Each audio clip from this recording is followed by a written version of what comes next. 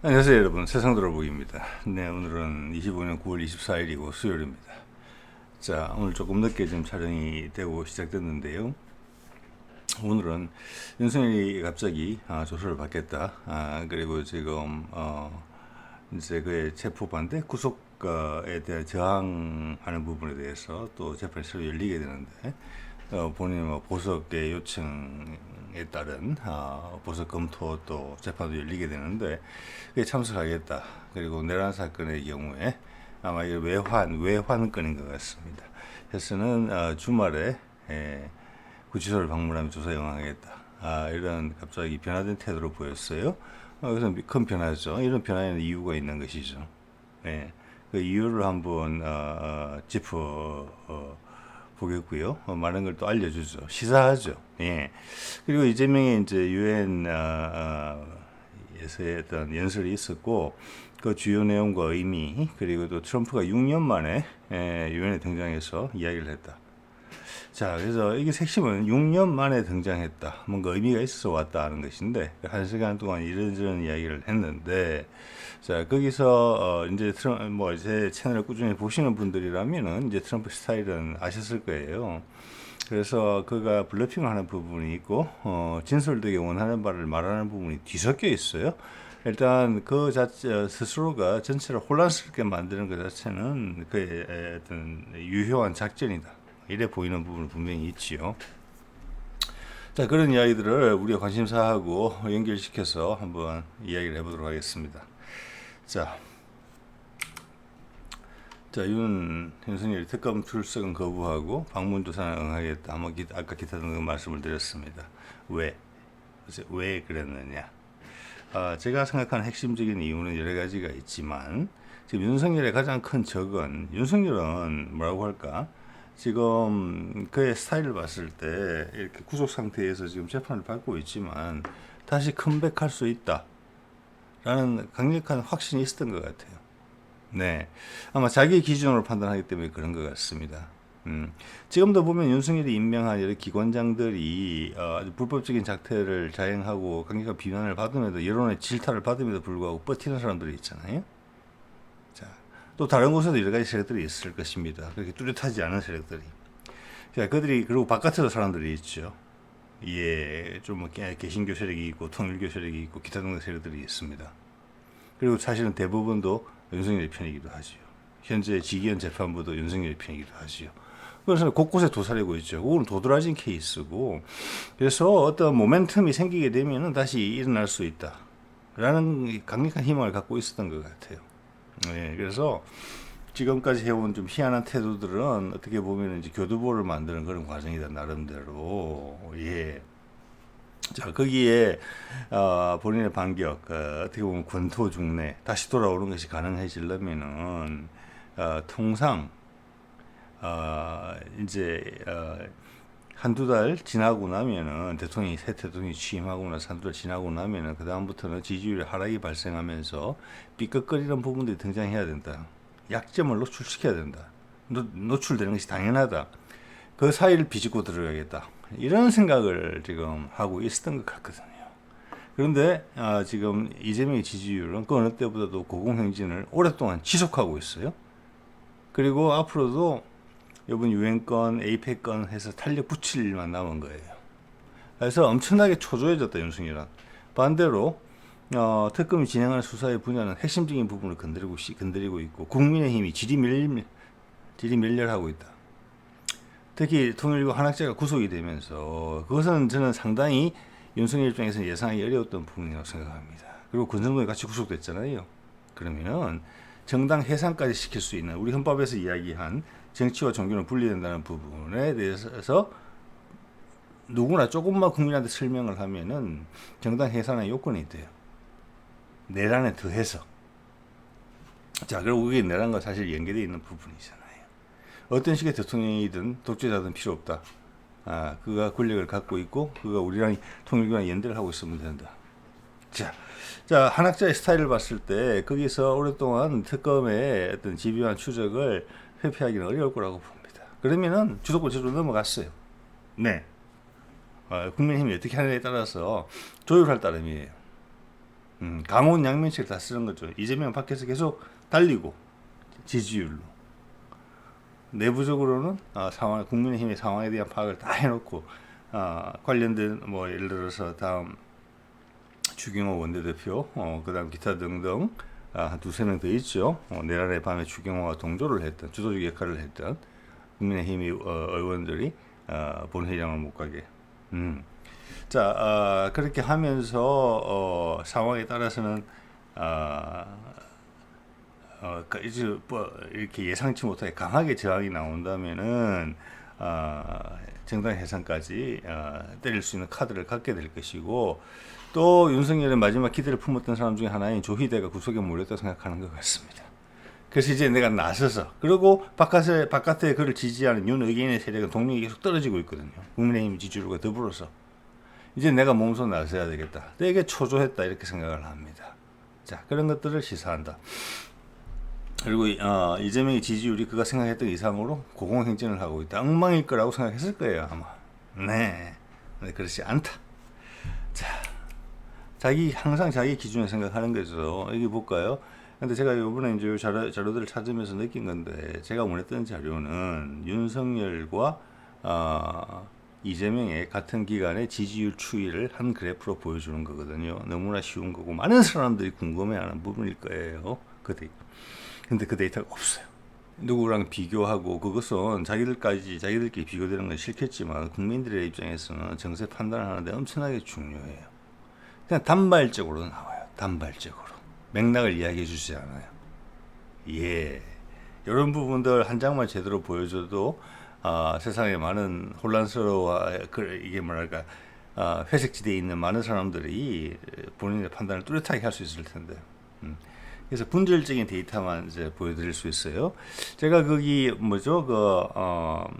모닝 컨설트 같은 경우는 보면은 아마 유료 구독을 하게 되면은 각 지도자별로 추이를 보여줘요. 예. 그래서 그 추이를 연결시키면 그래프 금방 나올 텐데 그걸 언론이 안 하더라고요. 그것은 국민들이 정리해서 알면 안 되는 내용이라는 거예요. 자, 이런 점을 제가 하나 느꼈고요. 자, 지지율이 20%대로 20%로 주저앉은 기간이 박근혜 같은 경우는 임기 3년 차에 그랬고, 문재인 같은 경우는 임기 4년 차에 29%를 기록한 적이 있었고, 결과적으로 40%로 마감을 했죠. 문재인 같은 경우는 윤석열은 임기 80일 만에 28%가 됐다. 네. 자, 얼마 전에 이재명의 취임 100일 기자회견이 있고 했고, 그때 제가 한 달에 한 번씩 나오는 그 모닝 컨설트 같은 경우는 59% 요 정도였어요. 또 지난달에 58%. 그러니까 모닝 컨설트 기준으로 계속 58, 59, 60 요 정도로 왔다 갔다 한 걸로 보여요. 지난 한 4달밖에 안 됐잖아요. 6월달에 취임했나요? 왜냐면 7, 8, 9 데이터가 3번밖에 안 나왔거든요. 딱 50% 후반이라고 제가 기억을 하고 있습니다. 예. 윤석열은 이미 한 2달, 3달 만에 내려갔죠. 예. 윤석열 요거를 이제 추이를 찾은 거는 요거밖에 제가 찾을 수가 없었습니다. 윤석열 대통령의 직무평가 해가지고 5월달 취임해가지고 좀 전에 데이터가 이야기하는 것은 동아일보였죠. 80일 만에 20%대로 내려앉았다. 그러면 80일이니까 6월, 7월, 8월 들어가서 20%였는데 지금 여기 이 자료는 조금 높게 나온 자료를 택한 거예요. 30에서 33%니까. 예. 자, 보시다시피 취임하고 한 달 만에 크로스가 발생했어요. 예, 잘못하면 이제 많아지기 시작한 거죠. 그 다음부터 지자체로 주저앉아가지고 제가 보는 그 모닝 컨설트 기준으로는 10% 후반에서 20% 초반 정도를 계속 왔다 갔다 했죠. 3년 동안 내리. 자, 그런 비슷한 구도를 이재명한테 적용을 시키려고 했겠죠. 그 빈틈이 있으면 우리 힘을 모은다 라고 했는데, 지금 이재명의 지지율은 누구도 또 언론 보도가 그런 게 없어요. 지금 취임한 지 6월달에 취임했죠. 6월, 7월, 8월, 9월, 9월이 다 가니까 한 4개월 정도인데 아마 가장 높은 지지율을 유지하지 않는가 싶어요. 그래서 윤석열이 초조해진 그 가장 큰 이유가 됐다. 이렇게 봅니다. 거기다가 통일교권, 그것이 상당히 크다고 봅니다. 둘을 동시에 잃었거든요. 권선동이 자기를 지켜주는 권선동이 구속이 됐고, 그거와 연계를 해서 통일교가 끌려 들어왔고, 자기 마누라가 같이 연관이 돼 있고, 또 자기는 자기를 대통령으로 만들 때, 또 권선동을 당 대표로 만들 때 통일교에 직접적인 도움을 받았다. 그렇게 되면 헌법의 분명한 위배다. 조금만 국민들한테 설명하면 됩니다. 그 부분은.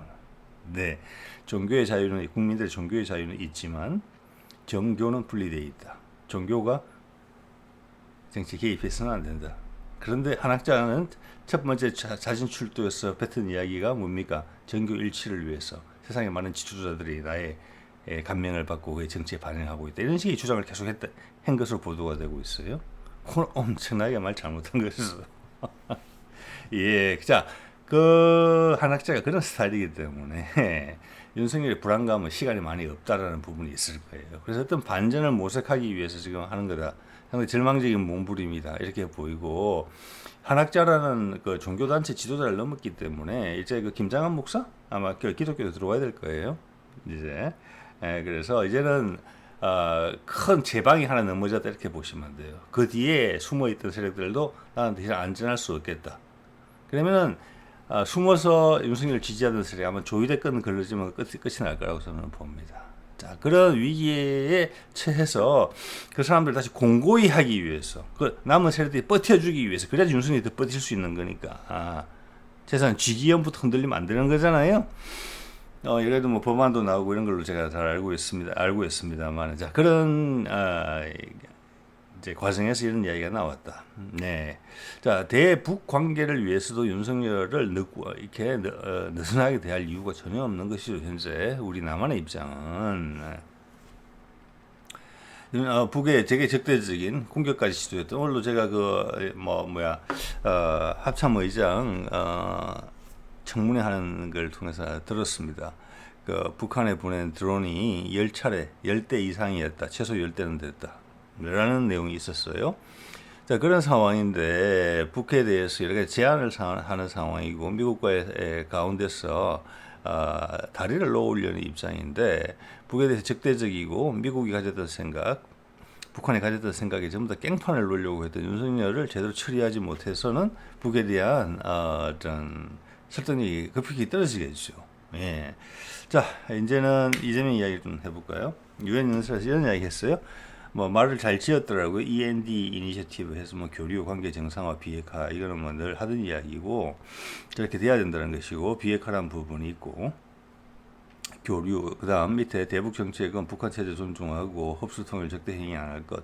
이건 제가 누차 소개시켜드린 바 있지만, 바이든하고 문재인의 정상회담 성명서에 그대로 있는 내용입니다. 흡수 통일 적대 행위 안 할 것.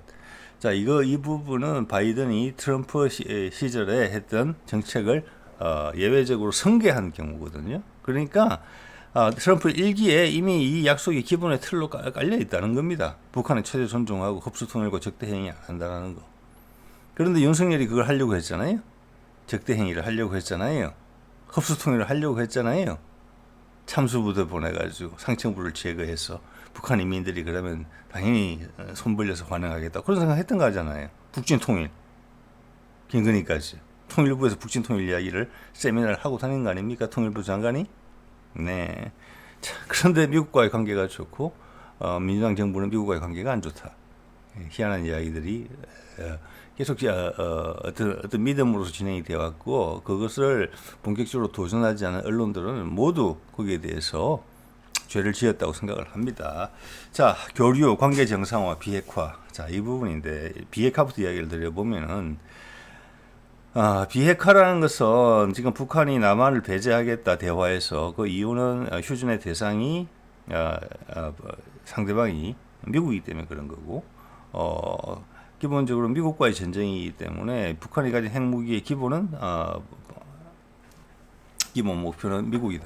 그래서 비핵화라는 부분도 미국이 관여되지 않고서는 어쩔 수가 없는 부분이다. 미국과 합의가 있어야 된다. 북한이 비핵화를 하게 된다면은 미국은 거기에 상응하는 조치를 취해줘야 된다. 그게 종전선언이고 평화협정이고 투자예요. 그럼 관계 정상화 교류, 그건 그 뒤로 당연히 따라오는 거예요. 지금 우리가 할 수 없는 부분이에요. 그래서 비핵화라는 부분은. 관계 정상화도 미국이 이때까지 북한을 지금 한 70년째 고립시켜놓고 있는 거잖아요. 국제사회로부터. 그렇죠? 그러니까 핵심은 비핵화예요. 말은 이렇게 뭐 END 각각 3분의 1의 중요도를 가지고 있는 것처럼 이야기를 했지만 비핵화의 당사자는 미국이고 미국이 이걸 해줘야 되는 거죠. 예, 우리가 이걸 이야기하고 있다는 것은 뭐냐면은 우리가 가운데서 중재를 하고 있다는 이야기를 그냥 반증을 하는 것입니다. 예. 대북 정책 또한 흡수 통일 적대 행위 안 할 것 이건 미국이 해줘야 되는 거예요. 미국이. 그 다음 우리는 우리 의견을 가질 수 있지만 그러니까 지난 윤석열 때는 그 의견이 달랐던 거죠. 미국은 사인을 하지는 않았지만 북한하고 언제든지 종전선언을 할 수 있게 긴장을 유지하지 않고 통제를 했단 말이에요.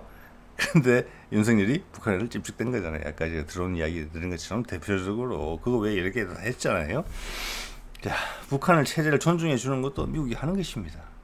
그래서 우리가 굳이 이재명 이야기를 한다는 것은 우리도 거기에 동의한다 이 정도 뜻으로 이해를 하면 돼요. 우리는 중재자입니다. 네, 그것은 이미 김대중 정부 때부터 명확했던 거예요.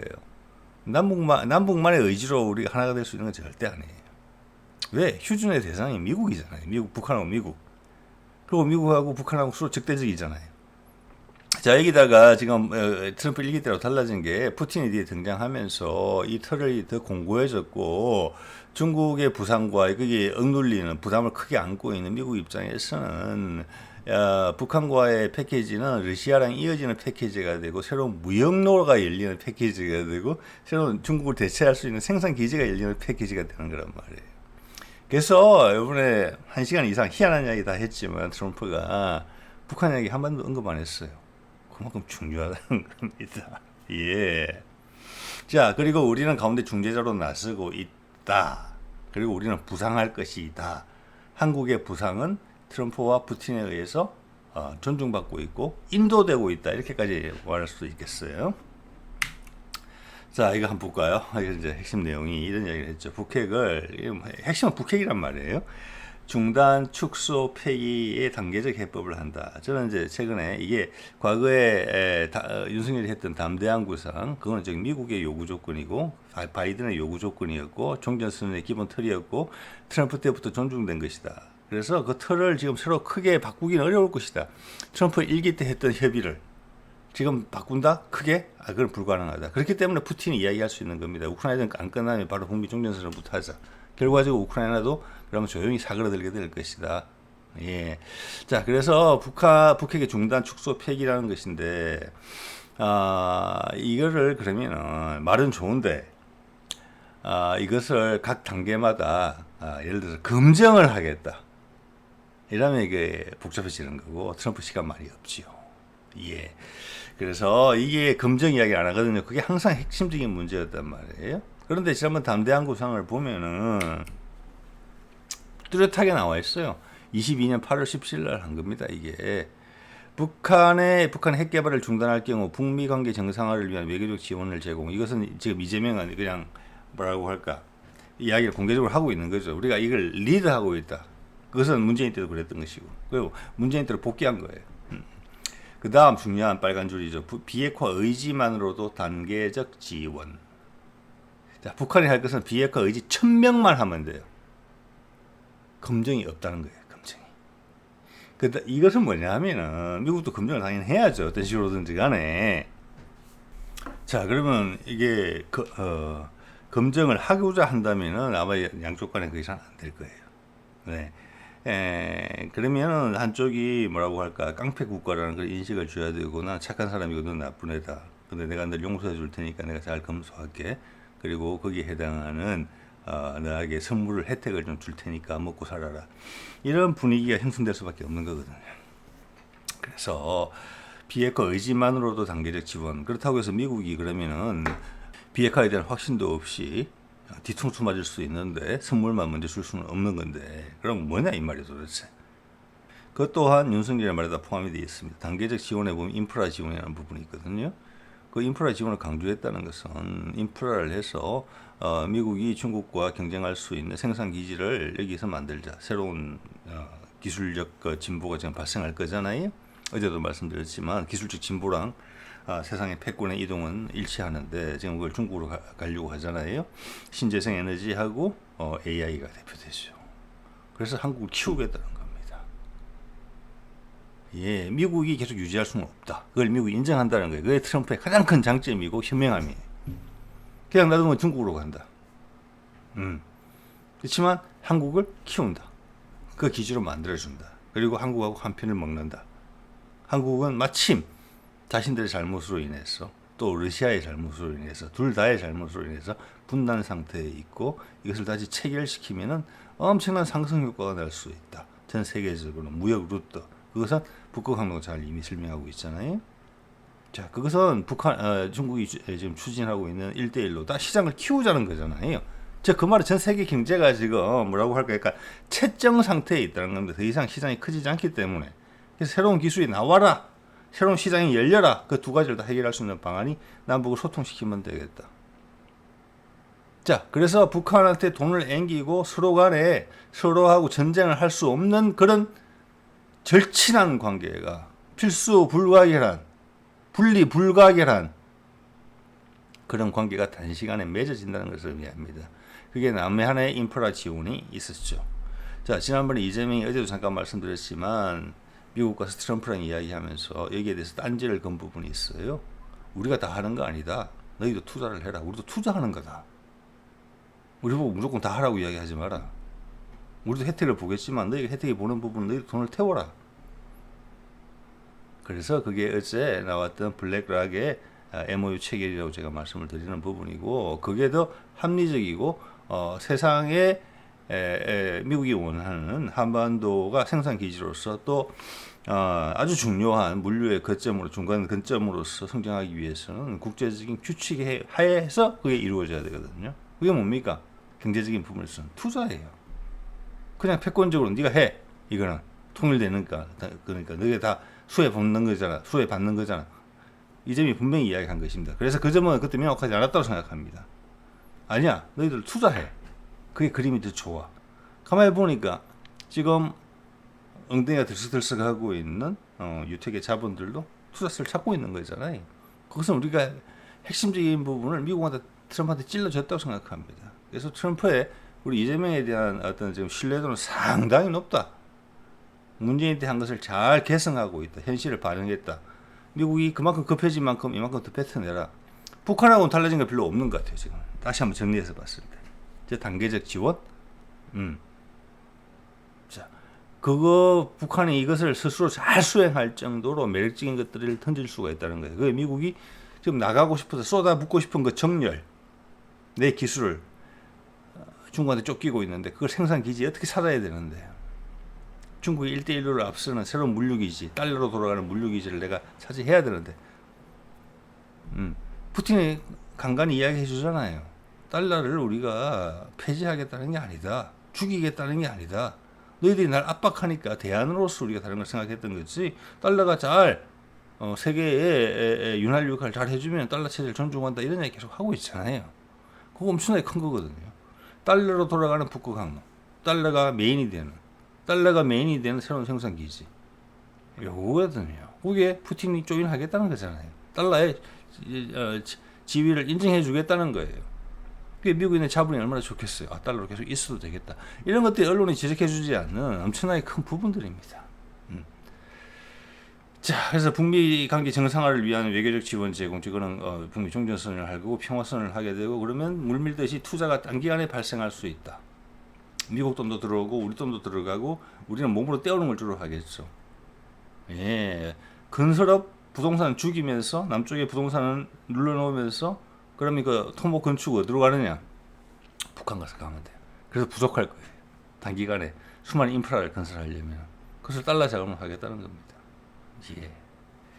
자, 그래서 요 단계적 지원이란 말에 중단, 축소, 폐기 이게 포함되어 있다고 봅니다. 자, 이것은 그래서 검증하지 않는다는 것은 뭐냐? 단기간에 양쪽 경제 체계가 엄청나게 얽혀서 너 없이는 난 과거로 절대 돌아갈 수가 없어.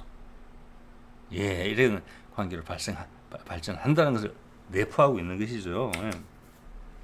자, 윤석열이 이것을 본인의 의사가 아니다. 이것을 다시 한번 재방송하는 언론이 어디에도 없습니다. 자, 2022년 8월 15일, 17일 날 저런 이야기를 하고, 그 다음에 6월 달에, 이게 아마 자유총연맹 무슨 기념식인가 그럴 거예요. 이렇게 이야기했잖아요. 전 정부, 문재인 정부를 겨냥해서 반국가 세력이라고 그러고, 종전선언을 노래했다. 반국가 세력들이 북한의 제재 해제를 업소하고 종전선언을 합창했다. 또 이렇게 되어 있죠. 읽어드릴게요. 쌍따옴 표현이에요. 윤석열이 한 이야기죠. 반국가 세력들은 핵무장을 고도화하는 북한 공산 집단에 대하여 유엔 안보리 제재를 풀어달라고 업소하고 유엔사를 해체하는 종전선언 노래를 부르고 다녔습니다. 근데 지금 이게 벌어지고 있는 거잖아요. 며칠 전에 제가 말씀드렸지만 북한이, 미국이 전투부대 철수한다는 부분이, 그 우리가 인지하고 있는 부분에 대해서 우리는 자주국방을 할 수 있다라고 이재명이 이야기한 부분이 이 부분이에요. 이게 북미 종전선언의 전제 조건이죠, 당연히. 평화선언을 한다는데 북한을 대상으로 하는 공격부대가 남아있으면 안 되는 거잖아요. 유엔 안보리 제재를 풀어달라. 이거 작년인가 러시아가 반대를 무릅쓰고 풀었죠. 그래서 북에 대해서 지금 검수 조치하는 것을 검증하는 그 위원회가 더 이상 지속되는 걸 막았어요. 그래서 눈치 안 보고 무역을 할 수 있게 해놨단 말이에요. 쭉 윤석열이 했던 것은 바이든에 반하고 푸틴에 반하고 그 일을 응원하고 있는 인도의 모디에도 반해요.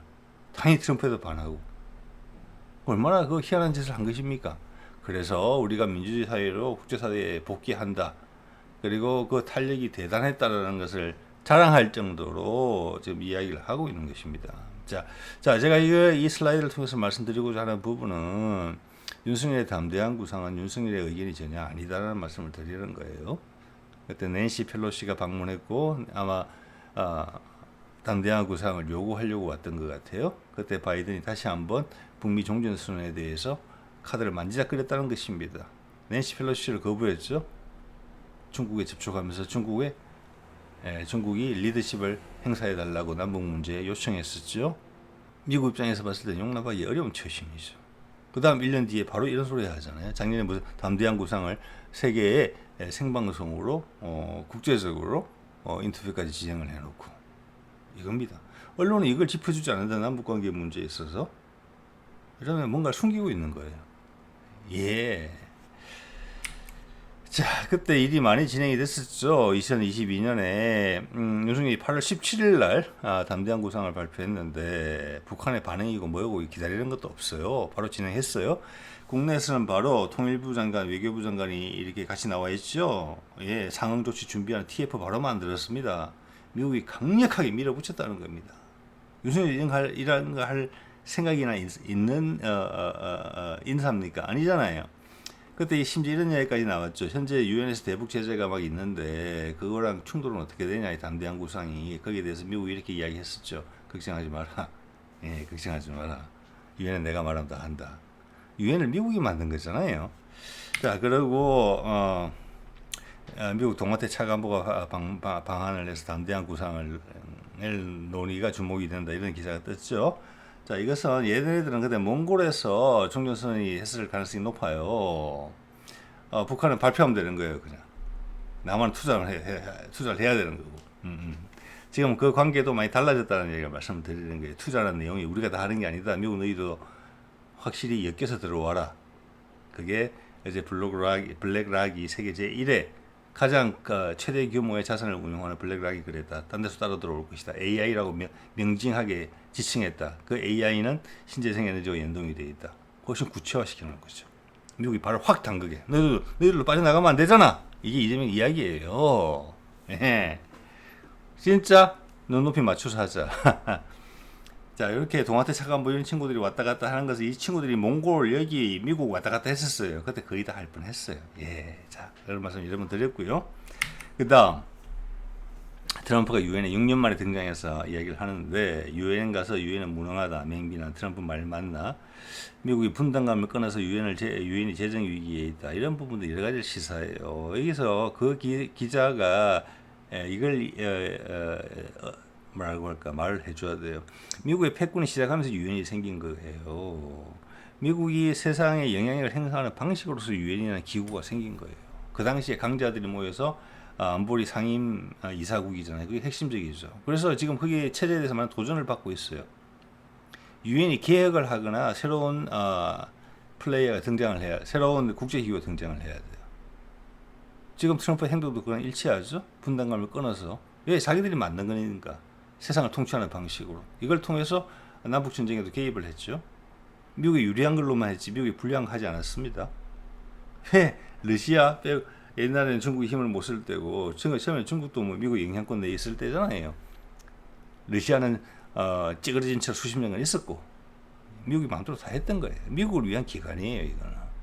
그런데 이런 기관이 더 이상 부담스럽다는 거예요. 트럼프 입장에서는. 이거 아니다라고 이야기하는 거고, 모디 같은 경우는 왜 인도가 거기 상임 이사국이 안 들어가 있냐. 지금 IMF 경제 위기에 코앞에 있는 영국과 프랑스가 거기 상임 이사국에 버젓이 이름을 올리고 있죠. 우리 같은 나라가 들어가 있죠. 거기에. 만약 남북 교류가 활성화된다면 더더욱. 그래서 이거는 개혁이 되거나 새로운 기구가 생긴다라고 봅니다. 자, 그런 것을 이미 확정시켜 놓은 트럼프가 여기 와서 이야기를 했다는 것은 의미가 있기 때문에 온 겁니다. 6년 만에. 그의 말을 좀 곱씹어 볼게요. 밑에 것부터 읽어볼게요. 유엔은 엄청난 잠재력이 있지만 그것을 발휘하지 못하고 있다. 말만 하고 정작 그 내용을 실천하지 못한다. 즉 이것은 유엔이 개혁을 하거나 유엔을 대체하는 새로운 기구가 탄생했을 때 미국도 지금 미국이 최대 지분을 갖고 있다고 봐야 돼요. 그래서 이게 뉴욕에 있는 거잖아요.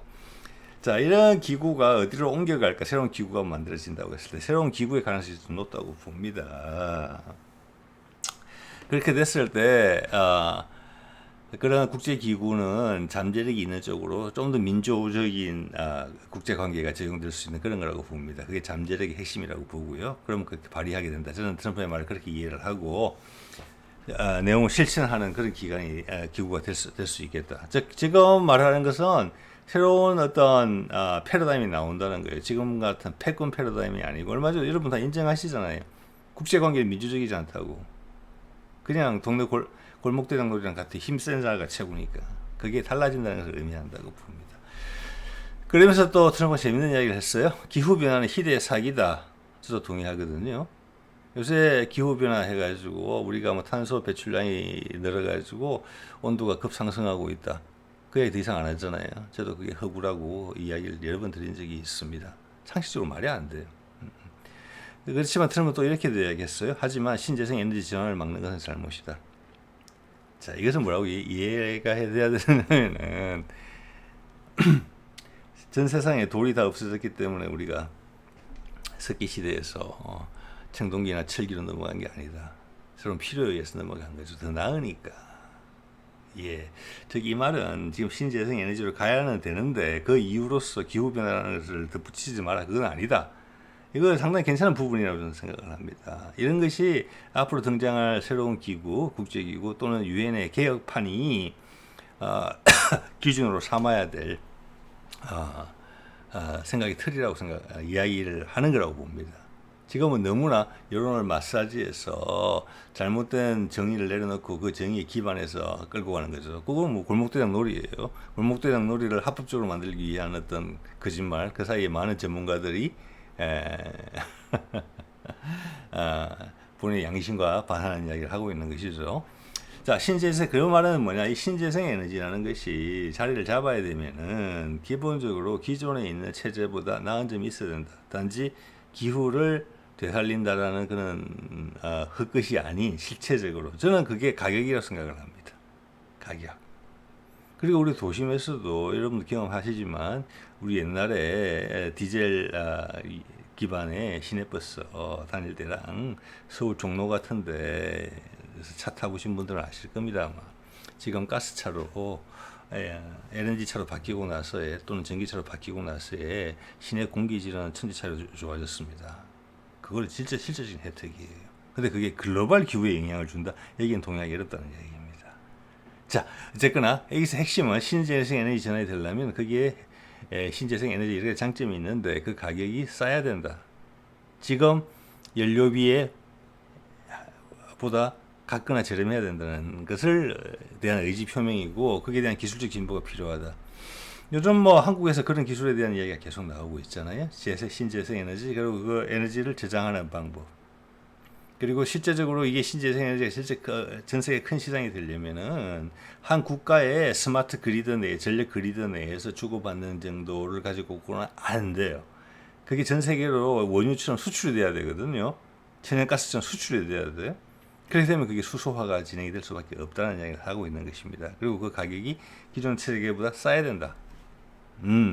거기에 대한 확신은 있는 것 같아요.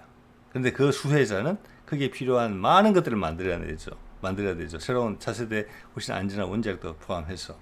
미국은 그 생산력을 못한다. 내가 기술적으로 해보자라고 밀어붙인다 하더라도 2, 3년이면 따라잡힌다. 중국은 누구한테? 중국한테. 그게 일론 머스크의 테슬라의 전기차가 보여준 사례다. 그래서 한국이랑 파트너다. 이런 그림을 제가 말씀을 드렸잖아요. 예.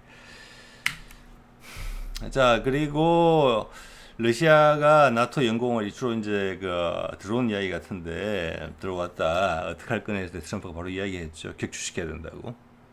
그 말을 전에 들은 젤렌스키가 트럼프 입장은 큰 변화다. 예, 그래서 이것을 다시 이제 본인의 입지를 강화시키는 그런 용도로 활용을 하고 있는데 지금 트럼프가 여기서 이렇게 이야기하는 것은 연방탈이라는 걸 여러분들은 아실 겁니다. 예, 그 위에서 지켜보고 있는 세력들이 혼란스럽게 하는 거죠. 그래서 북한 이야기를 안 했다는 게 중요한 겁니다. 사소한 이야기에까지 답변을 해놓고 또 북한 이야기를 하지 않았거든요. 예를 들어서 김정은 언제 만날 거냐 이런 이야기 안 하잖아요 지금. 네, 그것은 이재명이 하게 하잖아요. 자, 이것이 구도가 바뀌고 있다는 것입니다. 서서히 트럼프는 밑으로 서서히 거품을 빼면서 가라앉고 있어요. 실체적으로 단단하게. 그리고 팔레스타인 국가를 인정한 영국과 같은 국가들도 비판했다. 즉 이스라엘 편들어준 거예요. 여기서 한 번 더 확인하게 됩니다. 트럼프가 지금 가장 어려워하게 하는 세력이 미국을 떠날까 중국으로 갈까 생각 중인 유태인계 자본이다라는 것을 바로 알 수 있어요. 예, 이거랑 블랙락이 MOU 체결한 거랑 간발의 차이로 지금 발생하는 일이죠. 이게 전이가 일어나고 있는 거예요. 이게 가장 핵심적인 거예요. 우크라이나는 그냥 립서비스만 해주는 거예요. 네가 우크라이나가 되게 불쌍하다고 생각하는구나. 맞아, 잘못됐어. 격추시켜버려. 그래놓고 뭐 F-16에 전자전 기능도 빼버리고 ATACMS 내부로 타격 못하게 하고 이런 거 동시에 다 발생하고 있잖아요. 유럽 국가들 거기에 관여 못하게 하고 여기 영국, 프랑스 다 비판했죠. 아일랜드 비판하고 러시아도 비판했습니다. 가자, 이스라엘. 그래도 미국이 지켜주는 거 이 자리까지 나와서 이건 립스비스예요. 미국의 그 유태계 자본에 대한 그 구도는 거의 확실하다고 봅니다. 그가 이런 말을 하는가 봐서. 가장 핵심적인 북한 이야기는 이재명이 하잖아요. 사실 자기가 당사자인데 맞죠? 예.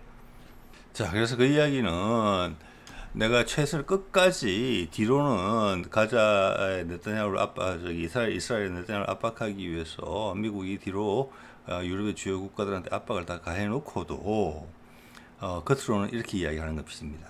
본인만큼은 네타냐후를 끝까지 지켜주는 사람인 것처럼. 네. 자, 한 입으로 두 말하고 있죠. 양쪽으로 다른 이야기 하고 있는 것입니다. 예. 자, 그리고 이게 또 이 말은 뭐냐면은 트럼프가 세상의 어떤 도덕이라는 부분이 이번에 이제 가자 전쟁이라는 걸 통해서 부상할 수 있다는 것을 알고 있는 것입니다. 왜냐하면은 유럽의 전략가들이 이야기하기를 거기서 소개해드린 적이 있습니다만은 우크라이나 전과 대비해서 가자에서 큰 실수를 한 것은 언론이 여론을 마사지하는 데 실패했다. 즉 실상을 대중이 다 알게 됐다. 그 이유 중에 하나는 SNS가 있기 때문에 그렇다고 봅니다. 유튜브도 있고. 예. 자, 그렇기 때문에 세상에서 지금 가진 것이 뭐냐. 각각의 국가에서 사람들이 갖고 있는 민주주의와 옳고 그름에 대한 판단이 있어요. 그 판단이 국제관계에 제대로 투영되기 시작한 첫 번째 사례인 거예요. 사실은 트럼프도 그걸 이용을 하고 있는 거예요. 그리고, 만약 유엔이 개혁이 되거나 새로운 국제기구가 성장한다 그러면은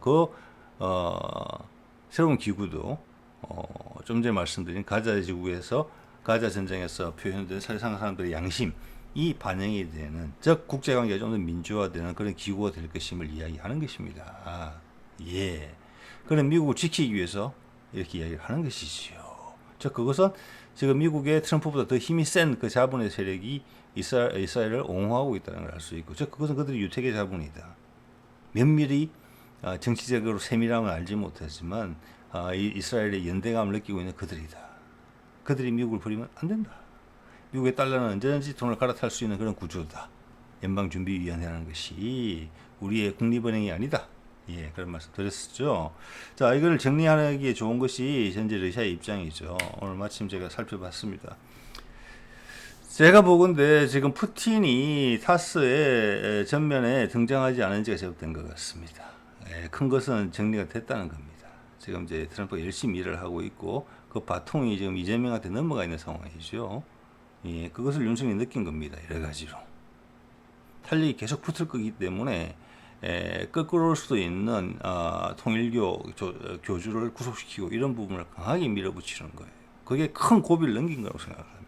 그리고 그 탄력이 계속 살아갈 것이다. 계속 이런 관련된 이벤트가 생길 거니까. 이제 주인공은 이재명이 될 가능성이 크다. 이재명과 김정은. 그리고 트럼프가 마지막에 제일 중요한 순간에 짱 나타나겠죠. 그래서 이번 경주 APEC이 어떻게 될 것인지 또는 그 후속 일들이 어떻게 될 것인지 내년 봄 정도에 크게 뭐가 나타나지 않을까 저는 이런 생각을 감히 해보고 있고요. 네. 전 세계 축제 분위기로 될 것 같고 전 세계 분위기 글로벌 분위기 전환이 되는 그런 상태로 가야 될 거라고 봅니다. 그렇게 되면 우크라이나도 해결되고 가자도 자연스럽게 해결된다. 왜? 그 새로운 기류에 안 맞으니까.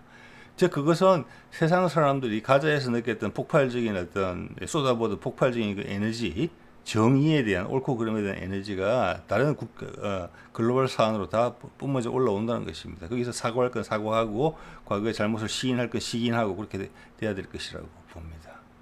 우리 남북전쟁의 기원에 대한 한국전쟁의 기원에 대한 이야기도 나오지 않을까 이런 생각도 하죠. 자, 어쨌거나 푸틴도 지금 전면에 사라졌어요. 그만큼 중요한 이슈가 없다는 것이고 위에 거 볼까요? 페스코프죠. 푸틴의 대변인. 이렇게 나오죠. 푸틴 새로운 스타트를 제안했다. 스타트는 미국과 러시아 간의 핵무기 감축에 대한 협정입니다. 거기에 대해 새로운 제안을 내놨다. 아마 더 감축하자는 내용일 것이고 여러분 그거 기억하셔야 됩니다. 트럼프가 한때 이런 이야기 했죠. 중국하고도 푸틴하고 우리하고 지금 핵무기 감축에 대한 이야기를 하고 있으며 중국도 동참했으면 좋겠다. 이게 비핵화 분위기로 가는 겁니다. 이거랑 남북 간의 김정은의 어떤 핵무기 동결 그 단계 북미 종전선의 기본적인 핵심인 비핵화 똑같이 엮여 있는 것이고 말씀드린 것처럼 이란과 파키스탄 것도 엮여 있는 것입니다. 거기에서 결과적으로 중국은 패자가 될 것입니다. 중국은 현재는 미국과의 어떤 1대1 대결 구도에 특화된 그런 사회 구조를 이루고 있거든요. 그것 때문에 시진핑이 서 있기도 하고 그걸 무너뜨리는 거예요. 평화국면으로 가면서. 그렇지만 그 명분을 반대할 수는 없어요. 왜? 겉으로는 시진핑도 항상 그런 이야기를 해왔거든요. 그걸 실추해버리는 거예요. 그러니까 자기 밑에 받치고 있던 기초가 흔들리는 거예요. 자, 그런 말씀 여러분 들었죠? 그래서 그걸 발동 그런 이야기를 딱 하는 거예요. 새로운 스타트 제안한다. 아마 푸틴이 이것을 트럼프가 받고 여기에 대한 중국의 응답이 APEC에서 나올 수도 있겠다 이런 생각이 들어요. 그럼 자연스럽게 북미 종전선으로 이어지는 거고 전 세계 분위기를 타는 거거든요. 트럼프가 등장한다. 자, 밑에 중요하지 않은데 제일 왼쪽 기사가 눈에 띄죠. 미국 회사들이 돌아올 준비를 완료했다. 심지어 새로운 회사들도 들어올 것 같다. 이런 게 진짜 기사입니다. 제가 얼마 전에 말씀드렸죠. 우리 현대 계열사들이 러시아에 다시 되돌아가기 위해서 전수조사를 다시 하고 있다. 그거 취소될 수도 있죠. 그렇지만 이런 기사까지 같이 곁들인다면 그 가능성은 높다. 다른 기업들도 움직이고 있다. 그래서 얼마 전에 우리 국가안보실장이 위성락이 기업체들을 모아놓고 한미는 완전한 비핵화에 대한 데 의견을 같이 하고 있다. 북한에 대해서. 그게 내포된 이야기입니다. 알아서 들으라는 이야기입니다. 그 이야기 했다고 봐야 돼요. 그럼 공개 석상에서 나온 이야기가 그런 거고 비공개 석상에서 어떤 이야기 했는지는 대충 이런 방향이라고 보시면 돼요. 준비하라는 거죠. 준비. 자, 그 과정에서 북한을 개발시키는 모든 힘든 일을 우리가 하는 게 아니다. 미국도 합당한 돈을 태워라. 그게 국제 질서에 맞는 거 아니냐. 그래서 트럼프 오케이 했다고 봅니다. 그래서 블랙락이 움직였다고 봅니다. 예, 많이 따라올 거예요. 지금 엄청나게 분위기 좋잖아요. 그러면서 한국에서는 한학자 구속. 위기의식을 느낀 윤석열은 재판에 나오겠다. 나라도 얼굴을 알려서 내가 몸부림치고 있다는 거, 나의 지금 옅어지고 있는 얇아지고 있는 나의 지지세를 구축해야 되겠다. 쉽지 않은 게임이 될 것 같습니다. 그에게도. 예. 자, 오늘 이 정도 말씀드리겠습니다. 네.